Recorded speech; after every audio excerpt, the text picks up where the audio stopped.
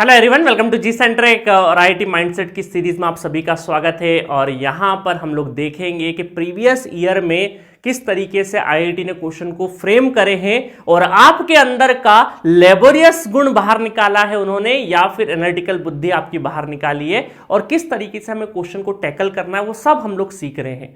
हमने 65-70 लेक्चर अभी तक नेटवर्क थ्योरी के देख लिए, मशीन देख लिया 2024 का। आज से हम स्टार्ट करेंगे पावर सिस्टम, उसके बाद पावर इलेक्ट्रॉनिक्स भी स्टार्ट होगा, और 24 के खत्म होने के बाद डिक्रीजिंग ऑर्डर में 23, 22, 21, 20 और करते करते करते करते हम लोग पिछले 20 साल के क्वेश्चन को एनालिसिस करेंगे। और अपकमिंग जो गेट होंगे 25, 26, 27, 28 जो भी एग्जाम होंगे उन सबको भी हम लोग आने वाले टाइम में डिस्कस करेंगे। इस सीरीज का मकसद यही है कि आईआईटी माइंडसेट कि आईआईटी का माइंडसेट क्या है और वो किन चीजों पे ज्यादा फोकस करता है। ठीक है, तो चलो बिना देरी के आज से स्टार्ट करते हैं हम लोग पावर सिस्टम 2024 में आईआईएससी बेंगलोर ने, है ना। और पावर सिस्टम सिर्फ डबल ई में, इस वजह से मुझे बोलने की जरूरत नहीं कि इलेक्ट्रिकल ब्रांच में पूछा गया, क्योंकि इलेक्ट्रिकल के लिए ही ये सब्जेक्ट बना है। तो 2024 में आईआईएससी बेंगलोर ने क्वेश्चन डिजाइन किया है। ये क्वेश्चन थोड़ा सा कैलकुलेटिव है, बहुत ज्यादा भी नहीं, बट एग्जैक्ट सिमिलर क्वेश्चन हमने हमारे पावर सिस्टम रैंक बूस्टर में भी किया है। मेरे ख्याल से रैंक बूस्टर या फुल सीरीज किसी एक जगह पे इस तरह का एग्जैक्ट सिमिलर क्वेश्चन हमने किया हुआ है। ठीक है, अगर वो क्वेश्चन आप करके गए होते तो क्वेश्चन बहुत ही आसान था। ठीक है, the figure shows the single line diagram of 4 बस network branches B1, B2, B3 and B4, है ना। B1, B2, B3 and B4 have इंपिडेंसेस, सबके इंपिडेंसेस आपको गिवन है। क्या क्या इंपिडेंसेस गिवन है हम अच्छे से लिख लेते हैं। B1, B2, B3 का 4Z, Z, 2Z, 4Z, मतलब B1 का है 4Z इंपिडेंस और B2 का है Z और B3 का कितना है 2Z और B4 का कितना है 4Z। ठीक है, बहुत ध्यान से लिखना, इधर उधर कुछ गड़बड़ हो गया तो मामला पूरा गड़बड़ हो जाएगा। ठीक है, आगे लिखा है रिस्पेक्टिवली वेयर, ये सारे के सारे का है में पर यूनिट में, सारे के सारे पर यूनिट में, where Z equal to R plus JX आपको दे रखा है कि भाई जो इंपिडेंस होता है उसमें रेजिस्टेंस एंड रिएक्टेंस होता है और दोनों के दोनों क्या है पॉजिटिव है, निगेटिव की बात नहीं है। The current drawn from each load bus marked as equal to I per unit, है ना। तो हम ये बोल सकते हैं कि ये सारे के सारे जो बसेस है, बस नंबर 1, 2, 3 जितनी भी बसेस है वहां पर जो करंट ड्रॉ हो रहा है वो I करंट ड्रॉ हो रहा है, वो भी काय में है पर यूनिट में, I पर यूनिट। और I नॉट इक्वल टू 0, 0 नहीं हो सकता, है ना। If the network is operated with minimum loss the branches that should be open, branches not सिर्फ branch that should be open. और आपको यहाँ पे 4 ऑप्शन गिवन है B1, B2, B3 के सिस्टम कि कौन सी ब्रांच हम ओपन कर दें जिससे कि ये मिनिमम लॉस पे ऑपरेट करेगा। तो आपको डिस्ट्रीब्यूशन सिस्टम में मैंने रेडियल और रिंग टाइप का सिखाया था ना, बस वही के वही ये क्वेश्चन है जो हमने हमारे फुल कोर्स में किया हुआ है। बेहतरीन जाके आप वो अगर वो क्वेश्चन आपने एग्जैक्ट सिमिलर क्वेश्चन है, मुझे ब्रांचेस नहीं पता वहां पे कौन सी ओपन होगी, बट यहाँ पर यहाँ का डेटा और वहां का डेटा एग्जैक्ट सिमिलर है, एग्जैक्ट सिमिलर टाइप का है। बस ये हो सकता है रेजिस्टेंस और इंपिडेंस थोड़े से डिफरेंट हो, बाकी कुछ भी डिफरेंस नहीं है। ठीक है, चलिए अब हम क्या करेंगे, 1 बाय 1 क्या करते हैं, ओपन करके देखते हैं। तो सबसे पहले हम ओपन करेंगे यहाँ पे, और देखो मिनिमम लॉस की बात हुई तो इंपिडेंस के अंदर जो लॉस होता है वो कौन सा, रेजिस्टेंस का होता है। तो हम सिर्फ और सिर्फ यहाँ पे ओवरऑल रेजिस्टेंस को लेके चलेंगे और हमें क्या करना है, एक एक ब्रांच को ओपन, कॉन्सेप्ट इतना है कि एक एक ब्रांच को ओपन करते जाइए, करंट फ्लो करा दीजिए पूरे सिस्टम में, और I²R टोटल आप कैलकुलेट कर लीजिए, जिसका कम होगा वो ब्रांच हमें ओपन करना रहेगी। ठीक है, क्योंकि यहाँ पे क्या लिखा है, मिनिमम लॉस। अब देखिए एक गलती क्या हो जाती है कि हम क्वेश्चन पढ़ते पढ़ते मैक्सिमम लिखा है, मिनिमम लिखा है, इस चीज का ध्यान रखना है ना। चलो तो सबसे पहले कौन सा ले लेते हैं हम लोग, B4 को कर लेते हैं थोड़ी देर के लिए, है ना। ये मैं यहाँ पे ब्लैक कलर ले लेता हूँ और यहाँ पे मैं इसको ओपन कर देता हूँ। चलो इसको ओपन कर दिया हमने, इस B4 को हमने ओपन कर दिया। ठीक है, बहुत अच्छे से बताऊंगा मैं आपको करके, ये B4 को मैंने ओपन कर दिया। चलो तो अब देखिएगा यहाँ पर अब करंट का डिस्ट्रीब्यूशन कैसा हुआ, I करंट यहाँ से आ रहा है तो यहाँ पर भी करंट कौन सा होगा आपका, यहाँ पर भी करंट कौन सा होगा, I करंट होगा। अब देखो यहाँ पर इस बस में एक I इधर चली गया, एक I इधर चली गया, तो यहाँ पर कितना आ रहा है 2I, यहाँ से करंट कितना आ रहा होगा 2I आ रहा होगा। ठीक है, और यहाँ पर क्योंकि एक ही बस है तो एक बस से ही एक करंट जा रहा है तो इस ब्रांच में भी I करंट ही होगा। अब देखो इनके इंपिडेंस, अब इंपिडेंस क्योंकि लॉस की बात कर रहे हैं तो हम लोग यहाँ पे रेजिस्टेंस लिख लेते हैं ना, 4R और यहाँ पर कितना है R और यहाँ पर 2R। ठीक है, वो वाली बस तो हमने ओपन कर ली। अब देखो कैलकुलेट कर लो फटाफट, तो कैलकुलेट कर लेंगे तो यहाँ पर जो I² है ना, I²R I square R plus इसका देखेंगे तो इसका स्क्वायर तो 4i स्क्वेयर है ना, 2 का स्क्वायर 4 हो जाएगा इंटू 4।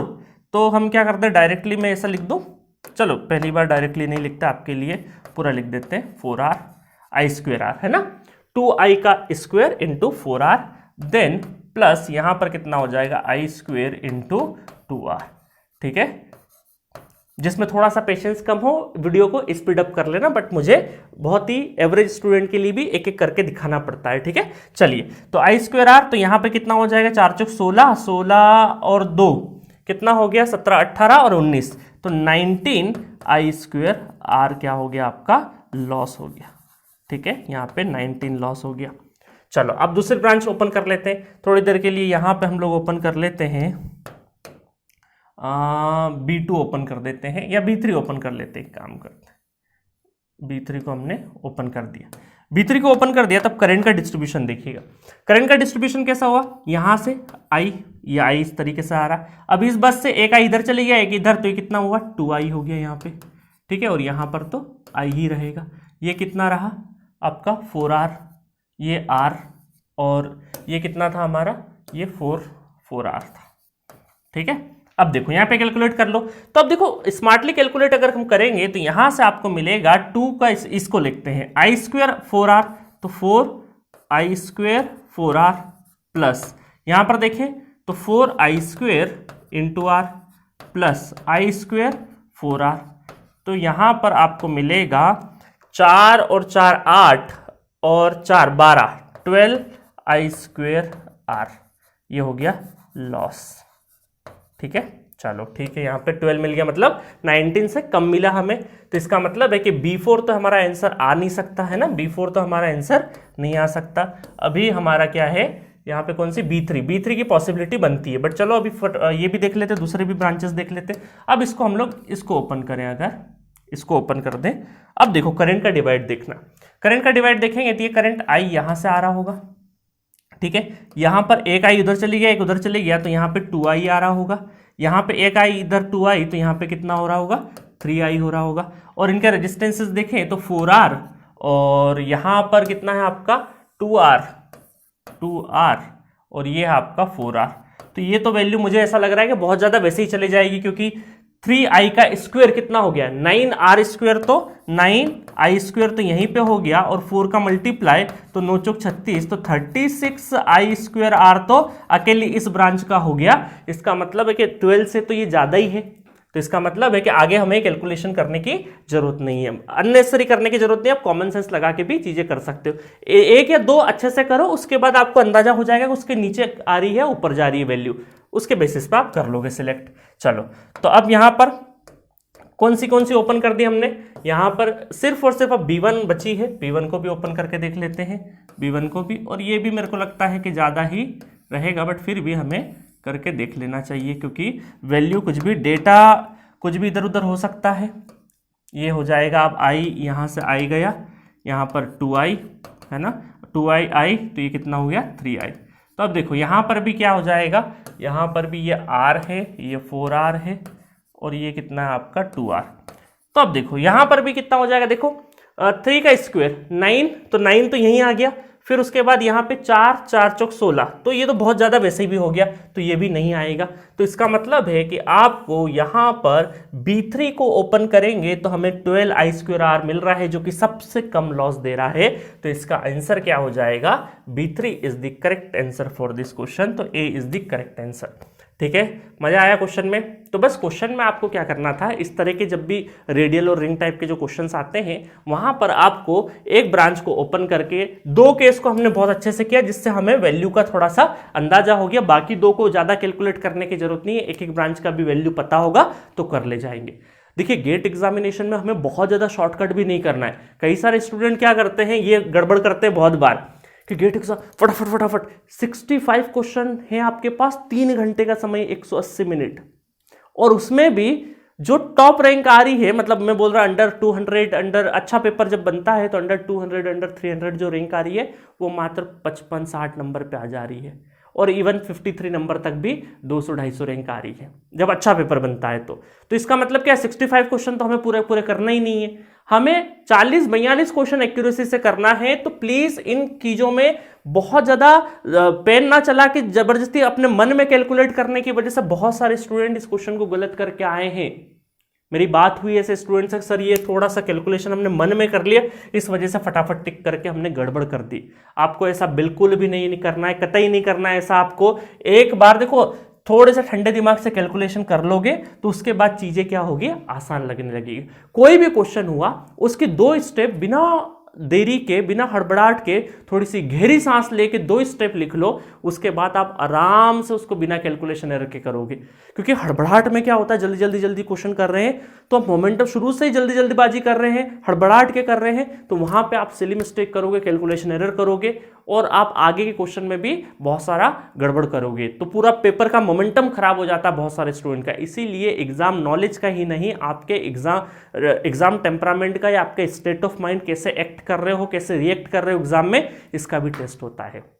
तो बहुत बढ़िया क्वेश्चन था ये, ठीक है। इस तरह का कोई बहुत सरप्राइजिंग एलिमेंट नहीं था, इस तरह का सिंपल हमने एग्जैक्टली सेम क्वेश्चन हमने हमारे फुल कोर्स में रैंक बूस्टर में कहीं पे किया हुआ है, आप जाके देखना, ठीक है। और पूरा का पूरा पावर सिस्टम अगर पढ़ना है जी सेंट्रिक पे तो पूरा अवेलेबल है, उसमें 180 लेक्चर के अंदर 300 प्लस क्वेश्चंस कराए गए हैं। रैंक बूस्टर सीरीज बहुत 47 लेक्चर्स में हमने यहाँ पे 47 लेक्चर में पूरा का पूरा fast track rank booster series हमने कवर किया है। पावर सिस्टम का पीडीएफ नोट्स अवेलेबल है, रियल टाइम डाउट सॉल्विंग, आपको कहीं पर भी डाउट है तो चैट बॉक्स में अपना सब्जेक्ट का नेम, लेक्चर का नंबर, क्वेश्चन का नंबर, जहां पर भी डाउट है आप पूछ सकते हैं। पीवाईक्यू टेस्ट सीरीज अवेलेबल है, पिछले 20-25 सालों के जो पीवाईक्यू है उसको टेस्ट सीरीज के फॉर्मेट में आपको प्रोवाइड किया है। रिसेंट ट्रेंड सीरीज भी अवेलेबल है, ठीक है। रिसेंट ट्रेंड सीरीज अलग से सीरीज नहीं है, ये जो हमारे पीवाईक्यू क्वेश्चन है यही आपके रिसेंट ट्रेंड सीरीज में ऐड होते जाएंगे, ठीक है। रिवीजन सीरीज अवेलेबल है आपकी कि कौन से पूरे 180 लेक्चर को थोड़ा सा रिवाइज करवाया है कि कहां पे क्या क्या चीजें आपको पढ़ना है 15 लेक्चर के अंदर। और पूरा सब्जेक्ट एट प्रेजेंट 3299 में अवेलेबल है जी सेंट्रिक के एप्लीकेशन पे, ठीक है। तो जाइए पूरे पावर सिस्टम को एंजॉय करिए, मजा आएगा। बहुत प्यारे तरीके से आपको पढ़ाया पूरा पूरा पावर सिस्टम, उससे बाहर आपको कुछ भी नहीं पढ़ना है, ठीक है। तो मिलेंगे नेक्स्ट वीडियो में नेक्स्ट क्वेश्चन के साथ। Okay, thank you.